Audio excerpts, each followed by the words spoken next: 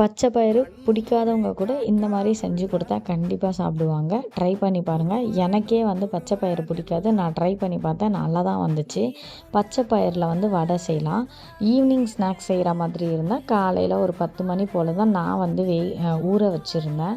பச்சை பயிரை நல்லா ஊற வச்சுட்டு ஈவினிங் 5 மணி போல் எடுத்து நல்லா கொரப்பாக அரைச்சிட்டு ஒரு 2 வெங்காயம், பச்சை மிளகா, கருவேப்பிலை அதெல்லாம் நல்லா பொடி பொடியாக கட் பண்ணிவிட்டு அந்த பச்சை பயிறு அரைச்சி வச்ச பச்சை பயிரில் வந்து அதை போட்டு மிக்ஸ் பண்ணிவிட்டு ஒரு 2 ஸ்பூன் அரிசி மாவும் போட்டேன். ஏன்னா மேலே கிறிஸ்பியாக வரணும் அப்படின்றதுக்காக நான் போட்டேன். அப்புறம் உப்பு கொஞ்சம் போட்டுட்டு நல்லா மிக்ஸ் பண்ணி வச்சுட்டு அப்புறம் எண்ணெயில் வந்துட்டு அந்த பச்சை பயிறு வடை ஷேப்க்கு வந்துட்டு நம்ம ரவுண்டாக எடுத்துக்கிட்டு அதில் நல்லா வேக விடணும். கொஞ்சம் அடுப்பு வந்து சிம்லேயே வச்சு நல்லா ஸ்லோ குக்கே பண்ணுங்கள். இல்லாட்டி பச்சை பருப்பு ஸ்மெல் வருமான்னு தெரியல. நான் நல்லா ஸ்லோ குக் தான் பண்ணேன்.